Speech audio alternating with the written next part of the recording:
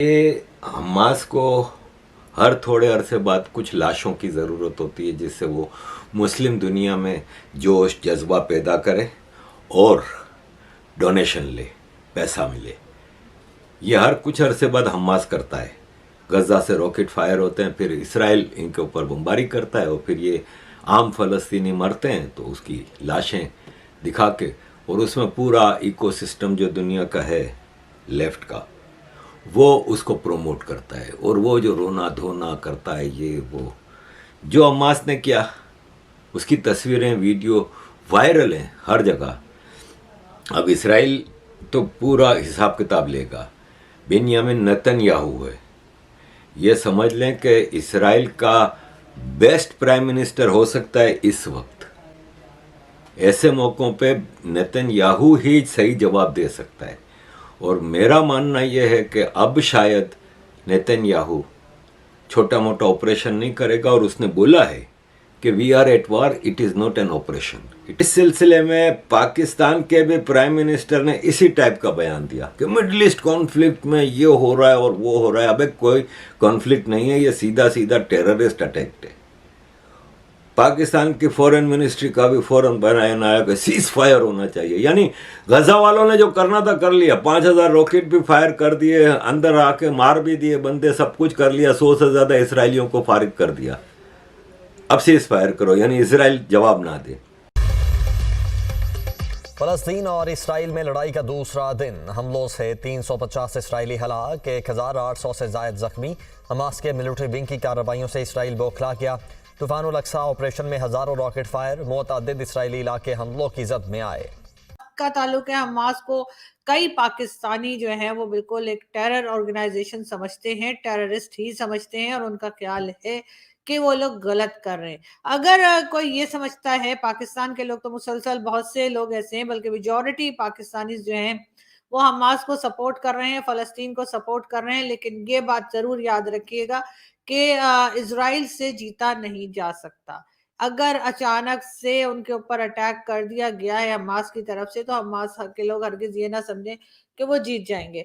यकीनन इजराइल जो है भरपूर तरीके से जवाब देगा, और जो टेररिज्म फैलाई जा रही है हमास की तरफ से, उसका डट के मुकाबला भी किया जाएगा।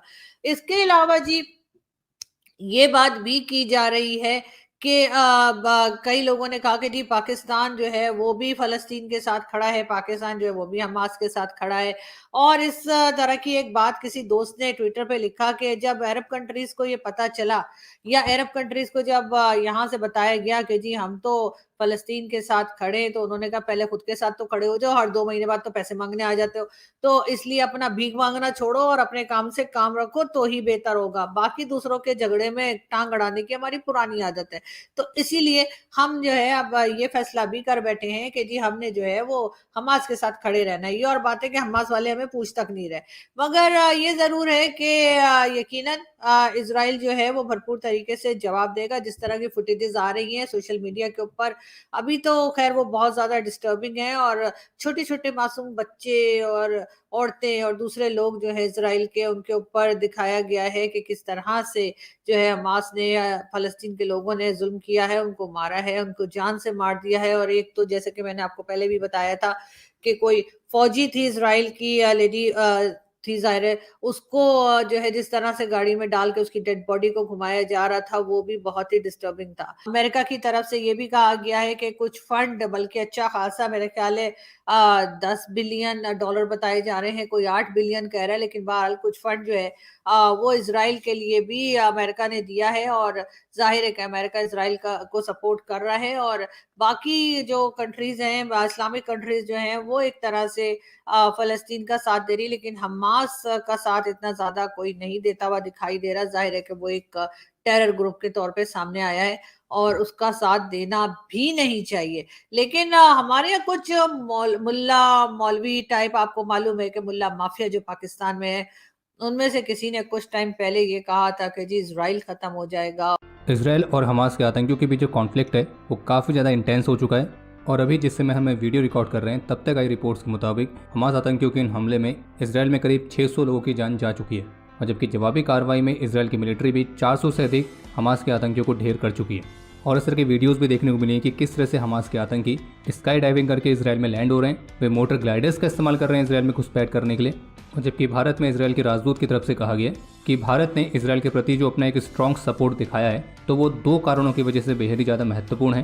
पहला कारण है कि भारत दुनिया की इंपॉर्टेंस को समझता है, और दूसरा कारण यह है कि भारत भी बहुत लंबे समय से आतंकवाद का सामना कर रहा है, और इसलिए भारत का जो ये सपोर्ट है ये एक नॉलेज के पॉइंट ऑफ व्यू से भी है, और इसके लिए उन्होंने भारत का आभार व्यक्त किया है। और ये भी कहा है कि इसराइल को केवल नैतिक और राजनीतिक समर्थन की आवश्यकता है, बाकी ग्राउंड लेवल पर इसे कैसे करना है वो इसराइल जानता है।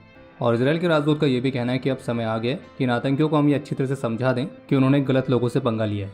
और उनका ये भी कहना था कि इसराइल ने कभी किसी को नहीं कहा है कि आप यहाँ आओ और हमारे लिए लड़ो, जबकि कुछ भारतीयों ने भी इसमें वॉलंटियर होने के लिए कहा था, लेकिन मैंने उन सभी को धन्यवाद कहा है और फिर ये भी कहा है कि इसराइल अपनी लड़ाई खुद लड़ेगा। और जब मीडिया इंटरेक्शन के दौरान इसराइली राजदूत से इसराइल के इंटेलिजेंस फेलियर के बारे में प्रश्न पूछा गया, तो उनका ये कहना था कि ऐसे कई सारे प्रश्न हैं जो इसराइल ने खुद अपने आप से पूछने हैं, लेकिन अभी वो समय नहीं है, अभी समय है इस खतरे के खिलाफ एक साथ खड़े होने का।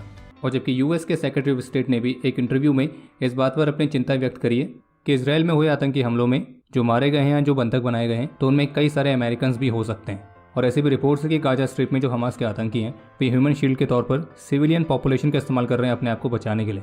और पिछले कुछ घंटों में इसराइल के डिफेंस फोर्सेस ने बेहद ही ज़बरदस्त कार्रवाई कर रखी है। और बाकी हमें पूरी उम्मीद है कि भारत की फोर्सेस भी इसराइल की सिचुएशन को बहुत ही क्लोजली मॉनिटर कर रही होगी, क्योंकि हमारे पड़ोस में एक ऐसा देश है जिसकी स्टेट पॉलिसी है आतंकवाद को बढ़ावा देना। देखिए, हमास ने यह बोला है कि we decided to put an end to all crimes of the occupation.